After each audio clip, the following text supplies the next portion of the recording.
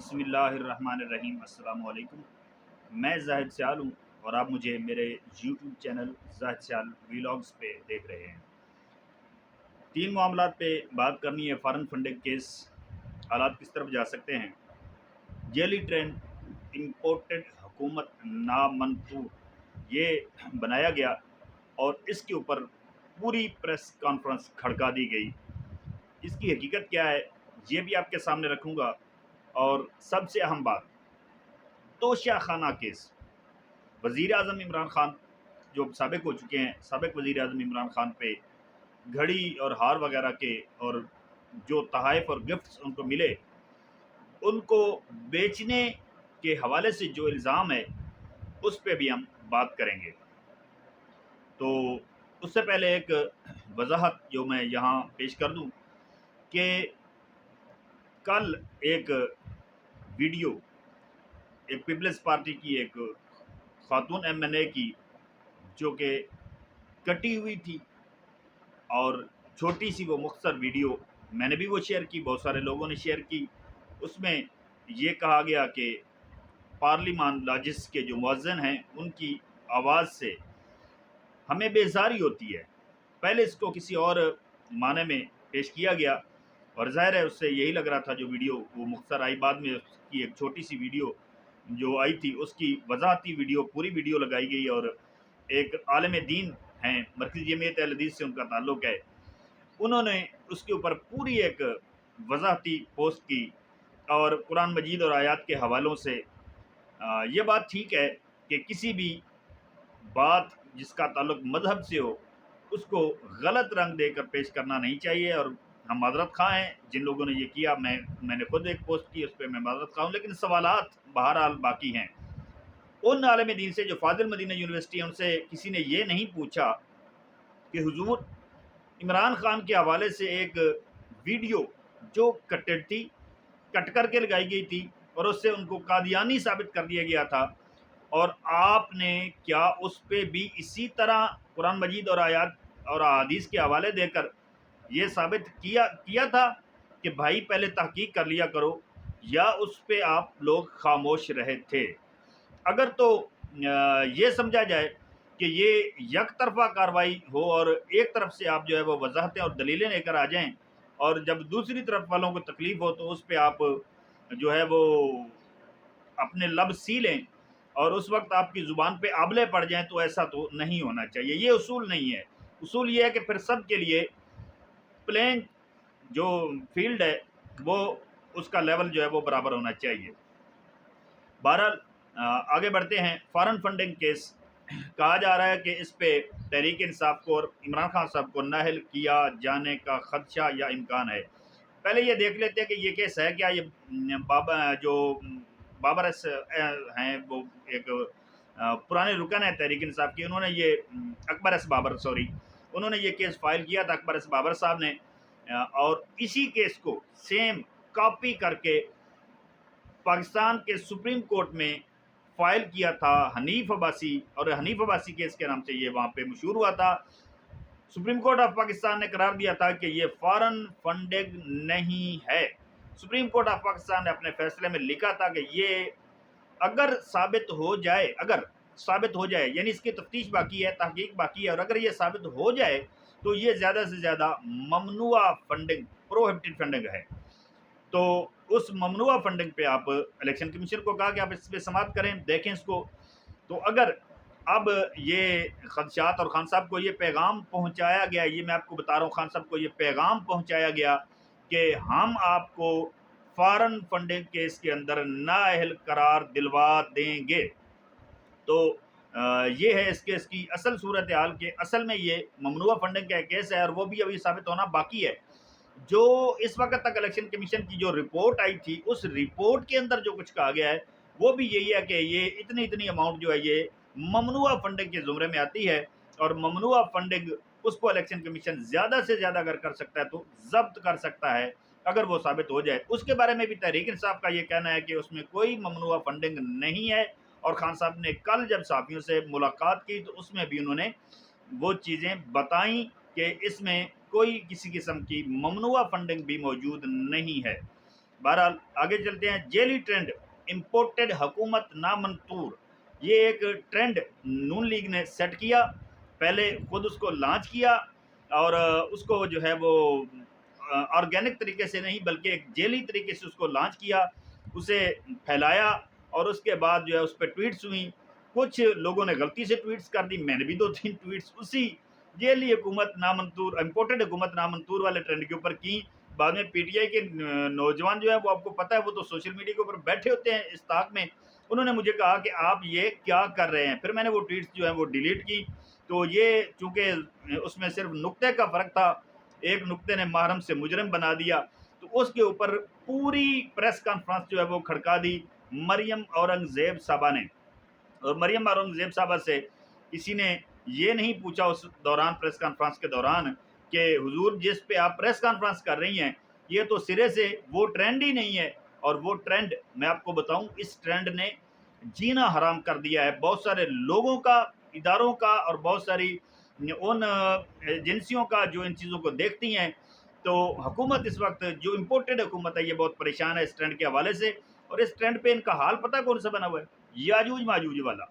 याजूज माजूज के बारे में हदीस में आता है कि याजूज माजूज जो है वो रोज़ रात को वो दीवार जो जुल्करनैन ने उनके सामने खड़ी की थी उसको वो चाटते हैं और रात के वक्त वो कहते हैं कि सुबह आएंगे, वो थोड़ी सी बाकी रह जाती है, सुबह जब आकर देखते तो वो फिर उसी की उसी तरह मौजूद होती है, तो वो फिर से शुरू हो जाते हैं। तो ये भी पटवारी और जो नून लीगी हैं ये भी इसी तरह करते हैं, इनका भी हाल याजूज माजूज वाला है। रोज़ रात को ये एहसास उम्मीद पे जो है वो सुबह उठते हैं, शुरू होते हैं और मुख्तलिफ़ किस्म के बीसियों ट्रेंड्स लॉन्च किए गए, खुद से लॉन्च किए, इम्पोर्टेड गवर्नमेंट नामंजूर फलां फलां, इस तरह के काफ़ी ट्रेंड्स जो हैं वो डाले गए ताकि वो असल ओरिजिनल ट्रेंड जो है उसको किसी तरह डाउन किया जा सके, लेकिन वो डाउन होने का नाम नहीं ले रहा। और इंसाफ़ी जब शाम को बैठते हैं तो सुबह सारी के वक्त जब ये उठते हैं तो फिर इनके सामने वही ट्रेंड की दीवार खड़ी होती है। तो मैंने इस पे वैसे एक छोटी सी मुख्तसर वीडियो लगाई भी है पहले। आपने करना ये है कि आप अपने ट्विटर के जो सर्च बॉक्स है उसमें आप जाएं, वहाँ पे आपको वो ट्रेंड शो होगा, इम्पोर्टेड हुकूमत नामंजूर तोए के साथ। तो आपने उसके सामने 3 डॉट्स लगे होंगे, आपने उसके ऊपर क्लिक करना है और उस पे आपके सामने 2 ऑप्शंस आएंगी, एक स्पैम वाली और एक ये होगा कि ये आप इसको देखना नहीं चाहते हैं। तो आपने जो स्पैम वाली है ना उसके साथ उसको रिपोर्ट करना है, तो फिर वो आपके सामने जेली ट्रेंड जो है वो शो नहीं होगा मरियम औरंगज़ेब वाला। ये याद रखिए, मरियम औरंगज़ेब वाला वो जेली ट्रेंड आपके सामने शो नहीं होगा। फिर आपके सामने ओरिजिनल ट्रेंड शो होगा और उस ओरिजिनल ट्रेंड को आपने ट्वीट करना है उस पे और रीट्वीट करें, ट्वीट्स करें ताकि ये उस वक़्त तक बाकी रहे जब तक ये इम्पोर्टेड जेली हुकूमत मौजूद है। इम्पोर्टेड हुकूमत नामंजूर, या आप ये खुद से भी लगा सकते हैं, हैश लगाएं, उसके बाद इम्पोर्टेड लिखें, उसके बाद आप अंडरस्कोर दें, उसके बाद जो है वो हुकूमत लिखें, उसके बाद फिर अंडरस्कोर दें और उसके बाद नामंजूर लिखकर आप ये खुद से भी कर सकते हैं। और वहाँ से 3 डॉट्स के ऊपर से इसको हटा के फिर आपके सामने असली ओरिजिनल ट्रेंड आ जाएगा, तो उससे भी आप जो है वो ट्वीट्स कर सकते हैं। इसी तरह फेसबुक पे भी करें और दीगर जो सोशल साइट्स हैं, यूट्यूब है, इंस्टाग्राम है, जो भी जितनी भी सोशल साइट्स हैं उन सब के ऊपर आप ये ट्रेंड ज़रूर कायम रखें। तो तोशाखाना, घड़ी और हार और दीगर ताइफ का जो मामला है, इसके ऊपर मैं आपको ये बता दूं कि वज़ीर-ए-आज़म इमरान खान की जब मुलाकात हुई है, वज़ीर-ए-आज़म इमरान खान ने सहाफ़ियों को ये बताया है कि इससे पहले 15% का कानून था कि ये कानून मौजूद है ना कि जिसको सदर को या वज़ीर-ए-आज़म को जो तोहफ़ मिलते हैं, उन तोहफ़ के ऊपर वो इतनी मख़सूस अमाउंट की जो रकम है वो देकर वो तोहफ़ा रख सकते हैं, ये कानून मौजूद है। वैसे तो यूसुफ रज़ा गिलानी ने वो जो हार सैलाब ज़दगान को दिया गया था वो भी हड़प कर लिया था, हालांकि वो तोहफ़ा नहीं था, वो सैलाब ज़दगान की इमदाद के लिए था और वो भी इन्होंने रख लिया था। इसी तरह शहबाज शरीफ साहब पे भी ये इल्ज़ामात हैं कि उन्होंने भी सैलाब ज़दगान की रकम जो है वो हड़प कर ली थी मुबैना तौर पे। और उसके बाद यूसुफ रज़ा गिलानी, राजा परवेज़ अशरफ, यूसुफ रज़ा गिलानी के दौर में नवाज शरीफ साहब उस वक्त वज़ीर आज़म पाकिस्तान नहीं थे, लेकिन इसके बावजूद उन्होंने भी एक गाड़ी ली, वही तोहफ़ा वाली गाड़ी। और जो उस वक्त सदर थे जरदारी साहब, उन्होंने भी गाड़ी ली और कितने फ़ीसद पे ली? 8% पे। कितने फ़ीसद पे? 8% پہ لی، صرف 8% رقم دے کے، حالانکہ 15% کا قانون تھا، اس کو بھی انہوں نے ڈاؤن کیا. ان کا رائٹ بھی نہیں تھا، اس وقت وہ وزیر اعظم بھی نہیں تھے، وہ لے بھی نہیں سکتے تھے، لیکن انہوں نے لی. 8% رقم دے کر گاڑی رکھی. اور اسی طرح صدر زرداری نے بھی رکھی، ان کے خلاف وہ کیس فائل ہے. تو وزیر اعظم عمران خان جب آئے تو انہوں نے دیکھا کہ یہ تو 15% پہ رکھ لی جاتی ہیں چیزیں، تو انہوں نے کہا کہ نہیں، یہ تو کم ہے، یہ زیادتی ہے، اور آپ ایسا کریں، اس کو وزیر قانون کو کہا کہ آپ اس کو ایسا کریں کہ اس کو 50% پہ لے آئیں. 50%، 15% پہ، یہ 15% سے بھی آدھی رقم دیتے رہے، 8% دیتے رہے، اور وزیر اعظم عمران خان نے اسے 50% کروایا. اور یعنی اگر ایک چیز ہے 100 روپے کی، تو 50 روپیہ سرکاری خزانے میں جمع کروا کے وہ آپ لے سکتے ہیں. جب وہ چیز آپ کی ہو گئی ہے تو اس کے بعد کوئی اس میں آپ کو قانونی اور آئینی یا اخلاقی کوئی چیز رکاوٹ نہیں ہے کہ آپ وہ چیز نہیں رکھ سکتے ہیں. تو اس کے بعد وہ آپ رکھ سکتے ہیں، اس کو آپ رکھیں، استعمال کریں یا بیچ دیں، یہ آپ کی مرضی ہے. تو وزیر اعظم پاکستان نے کہا کہ میں نے وہ جو تحائف رکھے تھے 50% پہ رکھے، اور 50% پہ رکھنے کے بعد میں نے اس میں سے جو تحائف بیچے وہ میں نے بیچ کر، تو یہ جو روڈ بنی گالا کو جاتی ہے یہ میں نے بنوائی، اور یہ سرکاری خزانے سے نہیں بنی ہے، یہ میں نے اپنی جیب سے بنوائی. یعنی وہ تحائف جو میرے تھے وہ میں نے بیچ کے یہ روڈ بنوا دی. تو اس میں کون سا گناہ کر لیا ہے، کون سا جرم کر لیا ہے، کون سی قانون کی خلاف ورزی ہوگی، کون سا آئین توڑ دیا گیا ہے؟ تو یہ سوالات تو ہیں.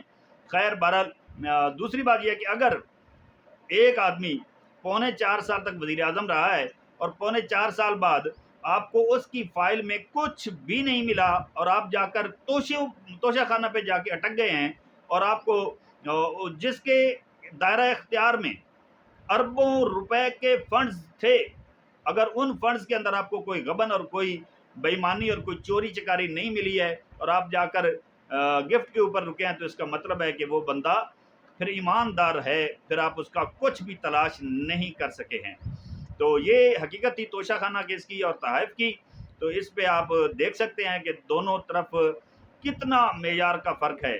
خان صاحب نے کیا کیا، 15% سے 50% پہ لے گئے، اور 50% کا رقم جو ہے وہ جمع کروا کے انہوں نے تحائف رکھے. اور ایک بات اور بھی آپ کو بتاتا جاؤں، یہاں رک کر یہ بھی آپ کو بتا دوں کہ جو فنڈز جو گفٹ آپ کو گھر پہ کوئی دیتا ہے، وہ آپ پابند نہیں ہے قانونی طور پہ کہ وہ بھی آپ توشہ خانہ میں جمع کروائیں.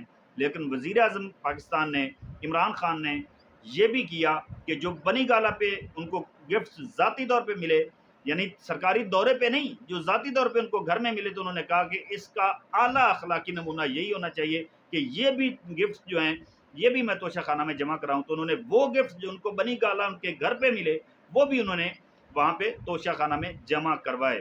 اب تک کے لیے اتنا ہی. مجھے اپنی دعاؤں میں یاد رکھیے، اپنا اور اپنے چینل کا بہت زیادہ خیال رکھیے. اللہ حافظ.